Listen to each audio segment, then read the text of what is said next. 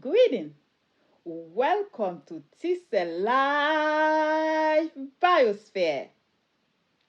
Today I'm going to tell you how I saw Jesus face to face. But before I tell you my story, I would like you please to listen to the story from the beginning to the end. And I would like to thank those of you who've been watching my videos and then those of you who subscribe. So, first, before I can tell you this story, you see, this story I was supposed to tell for my first video. But my first video, and as you can see, I am in a different room. And I told you my first video, I didn't know the light was going to work, but I found out the light was white. But now I got the light. So to tell you this story, so I have to change to this room today. But to tell you the story, how I see Jesus first, you have to know those 4 points. It's when, where, how, and why that Jesus appeared to me. This story I'm about to tell you, I can say this is the first time I will tell it in public. Beside that, the time I wrote it once and then I told one person. The time that I wrote about this story was the time I was in seminary school, and then they asked us to write an essay about when did we get our calling. So for some people, you can give them a subject and they will write 2 or 3 sentences. But with me, I wrote 8 to 10 pages because I like to explain myself. So when after I wrote the story that I'm about to tell you, the professor sent it to a publisher. And then I got the response. The response that I got from the publisher was that I was supposed to write the story like for children, but he said he will advise me to really think about to write a book about that story for adult. So, by the way, I was only 19 years old that time, just fresh out of high school. I put that in the back of my mind. I didn't think about it anymore.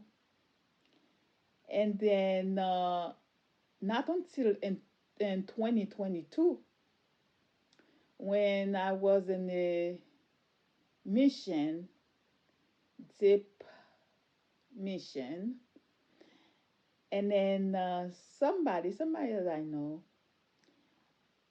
out of the blue, and I knew that person for a for years and years and years, and out of the blue, and then he asked me, "Have you ever seen Jesus face to face?" And then I said, "Yes, I did." And then he was in shock. He's waiting for me to tell him. And then that was the first time I ever told my story to someone. And then he said, "Oh, you should write a book." I said, "Nah, if I was going to write a book, that was gonna be a long time ago. I don't think God want me to write a book." So you see, I thank God again for technology, for YouTube, because I got this opportunity to tell the world how great God is. So to tell you where, I was born in Haiti. I always tell people I was born in Haiti, but I grew up in New York.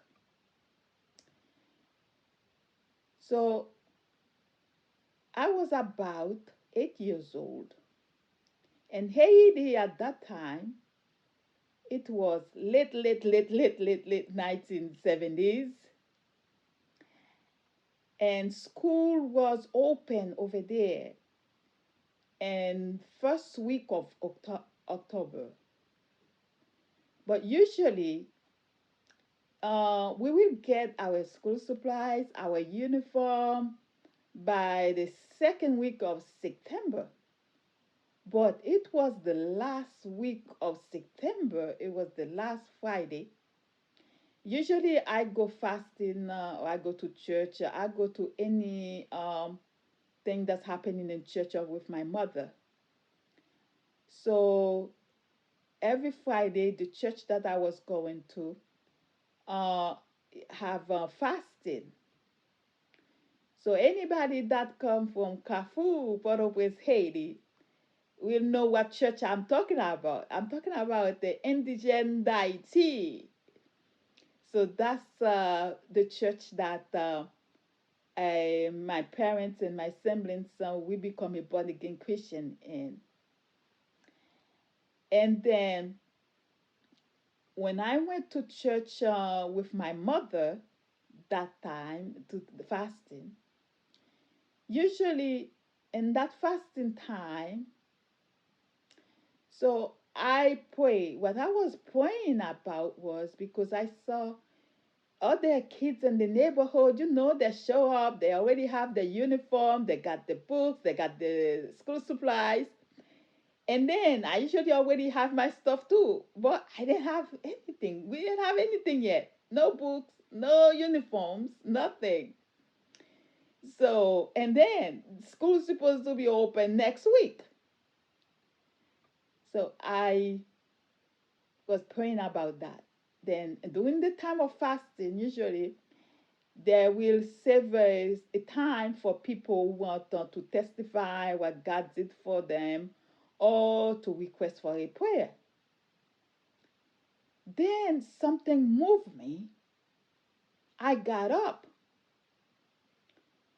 When I got up, I started crying. And I felt something. I don't know what came over me. All I could do that time was cry. I cry, I cry, I cry. And then another sister saying, somebody in the fasting saying, "Oh, she just shine." And in my heart, I know I was shy a little bit, but not that shy because I am the type of, I was a Girl Scout. And then I sing in a radio light they have in Haiti. They call it Radio Lumière. On Saturday morning, we'll go sing. So I wasn't that shy, but just the Holy Spirit filled me up, and then all I could do was cry. And then the sister that was hosted the fasting, and she came over. She took my hand. I remember she said, "She's not shy." She said, "Come," and she had me sat down because she know me. She was a one of the member of the captain. We used to call this the captain of my group, of my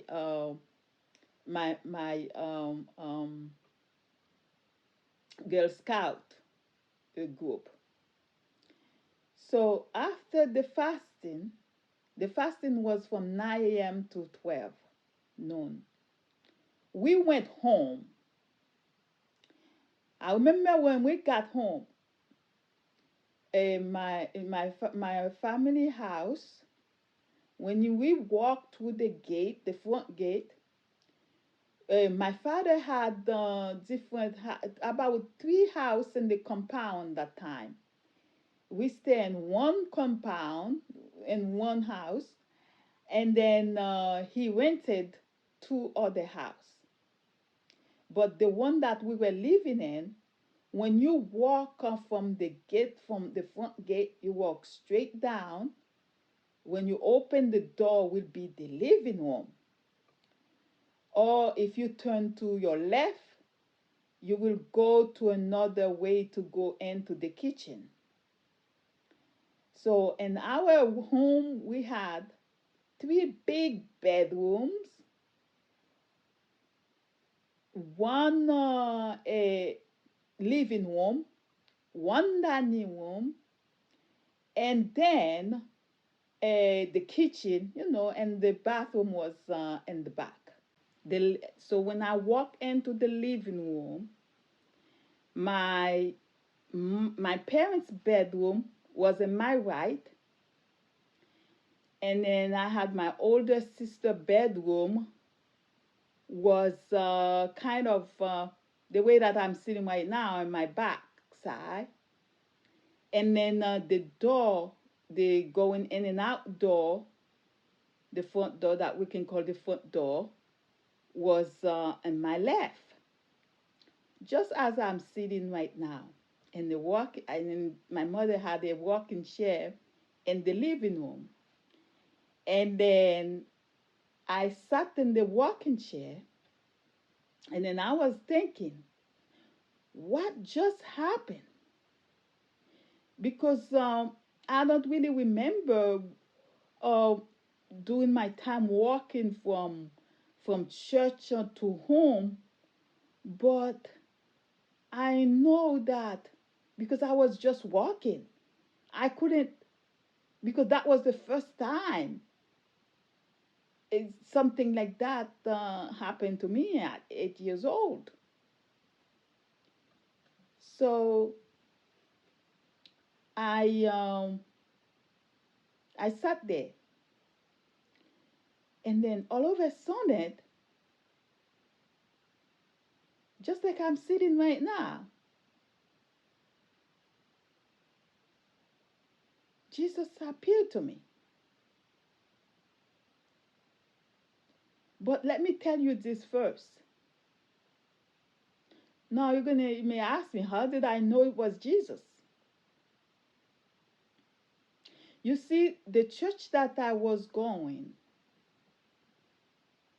it was very strict.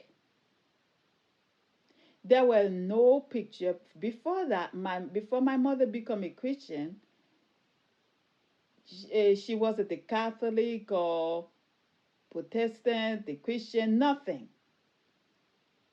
So I never been in Catholic church before, and then plus that time we didn't have a television, we didn't have a TV. All we had was radio. That's what it was in normal in Haiti, even though we were a middle class family in Haiti. So I never seen any pictures of saint or Jesus, anything. But I know very well what Jesus might look like because from what we read from the Bible. No, in Haiti, what they did there, in Sunday school, you have to memorize those verses, and then you have before the worship hour, you have to stand up and recite or say what you just learned from Sunday school. And they will go class by class, have to stand up and say the verse. And also, I grew up in a private Christian school. So they taught us uh, verses from the Bible, and then for those of you who've been to indigeneity, that was my elementary school that I went to, and then they will have a normal church day and during the week, so all that. So that's how I know about Jesus. But when Jesus appeared to me, he said, I started. The exact word that he said to me, I never forgotten. He said, "Don't be afraid." And French is, at that time, I didn't speak English. He said, "N'ayez pas peur." That means, don't be afraid. What you ask, you already receive it. Ce que tu demandes, vous le reçois. Ah.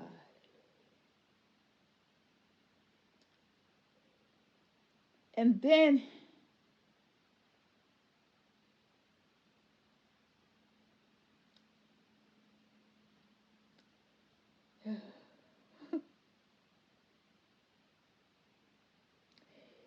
he said to me,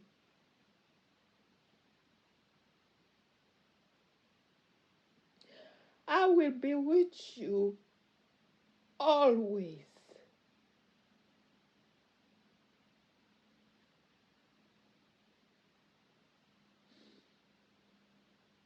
And then it disappeared.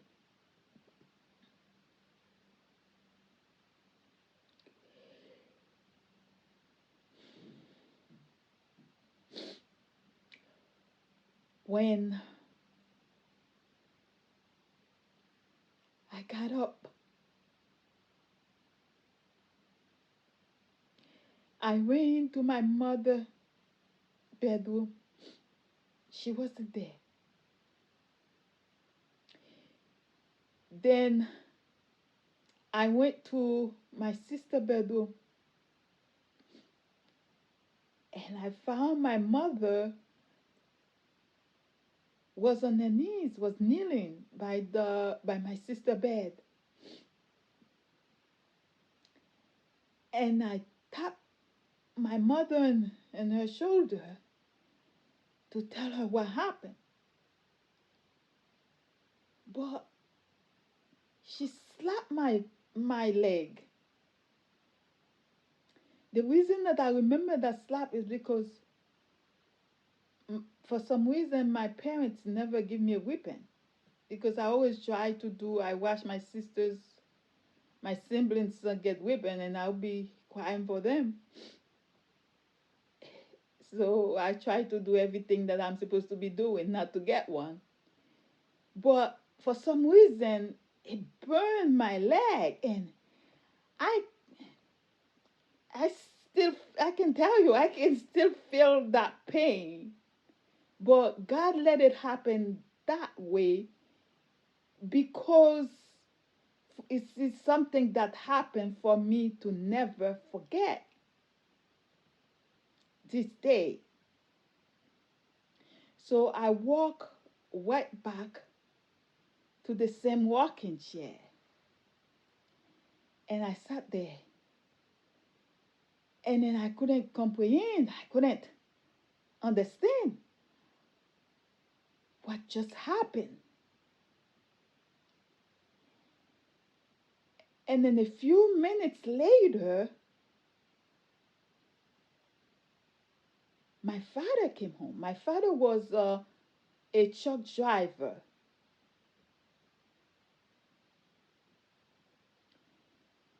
And then usually he will come home after 4 something p.m.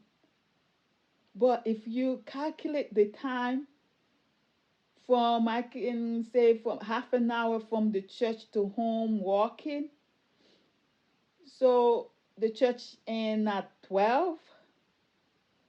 By 1, before 1, we were already home. So by 2 o'clock, my father came and then he's calling, he came to the front door where I was sitting. I was still sitting there. And then my father called out my mom, said, "Let's go." So they went to the city. All I knew that time that I got best shoes, leather book bags, best uniform. My mother made our uniform. And then when we went to school on Monday, I don't know how my mother did it. I asked her, and she worked day and night for 3 days to make our uniform. So, and then the director or the principal wife, she was the critique one. She was standing at the gate on the first day of school, watching every student that was walking in. And she said, "Oh, like our family have the best uniform this year." So what my mother did that buy the best material, and then she put she got that time she got a brand new singer machine. That's a sewing machine. And then she got broderie in the color of our blouse. And then in our little pocket, she had some broderie. And then our skirt was neatly folded, and our uniform was the best. First of all, so we have to have the best uniform because it has to last for the whole year. So I had a leather shoes, so that one broke for the whole year, and I got a leather bag, book bag. So, and then the week that the school opened, that's the next week, my godmother was in the United States, and she came to back to Haiti. And those days when somebody come from the USA, oh my God, it was a big, huge deal. And I find out it's still a big deal. If you are over here, you go back to Haiti, so it's a big deal. So she bought me uh, a beautiful pair of shoes and a beautiful little dress. And I remember then I wear that my beautiful shoes and my beautiful little dress to church. So that now we I told you where that was in Haiti. I saw Jesus when it was in the 1970s. How I told you what Jesus looked like. Oh, I haven't tell you how he looked like yet, right? I told you what he said to me. Now I'm going to tell you. I'm going to describe him to you. When Jesus appeared to me,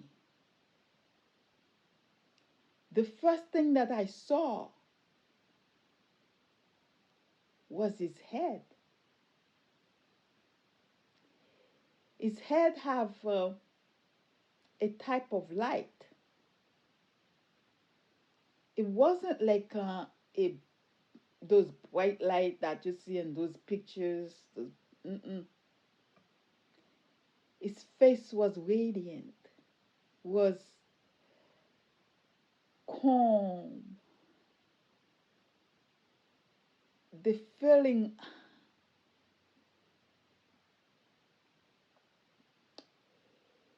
oh,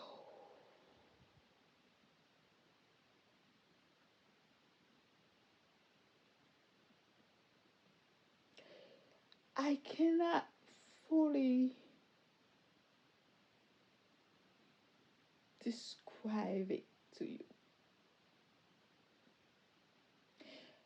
Remember, Jesus said, God created us with his own image. As a child, as a young girl,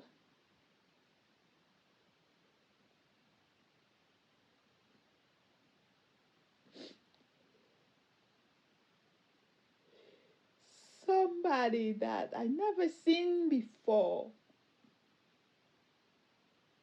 Took away all my fear. I wasn't scared. I was filled of joy and peace.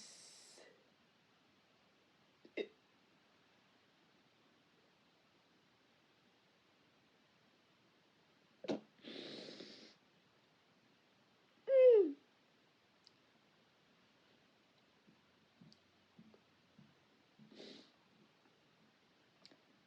And then I put my head down. He was wearing a white robe.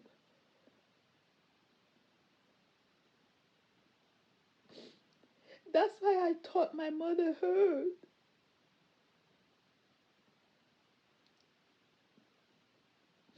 Because he was talking to me loud enough, calmly enough,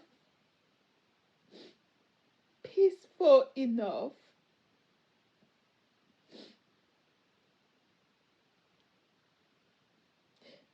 This is how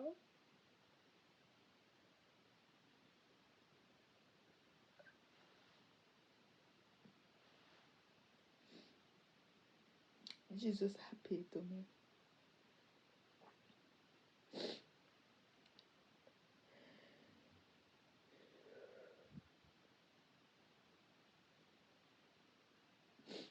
Then why?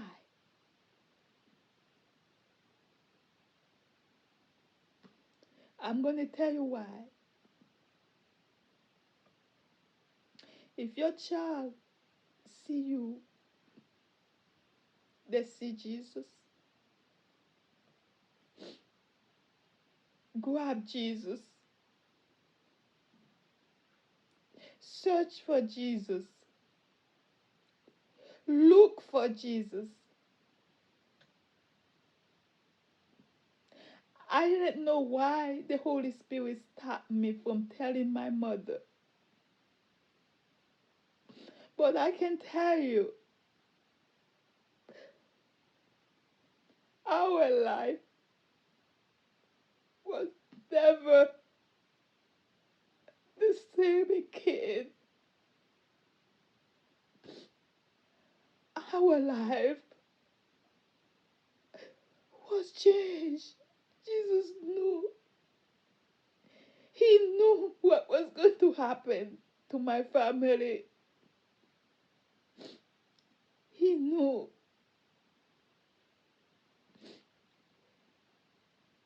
Why? That's why he gave to me.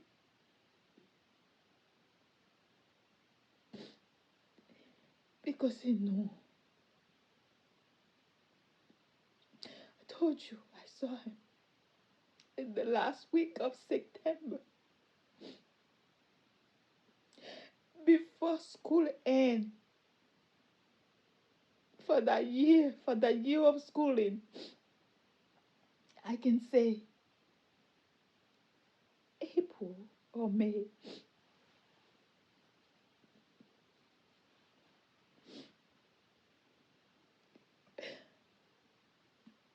My mother had to run for her life.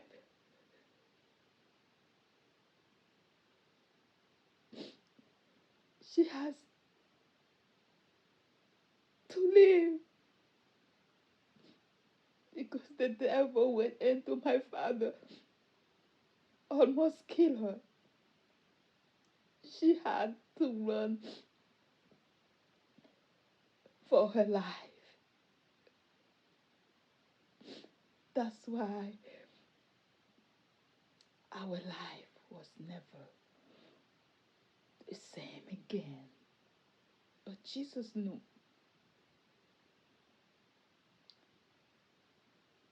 I will encourage you again. If you see a child come to you, then you just saw Jesus. As a parent, pray.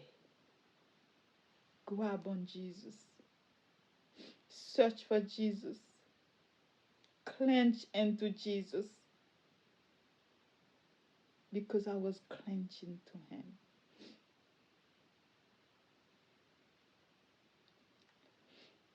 Anybody can see Jesus. But remember this. Jesus won't just appear to you just like that. It's going to be where, when, how, and why.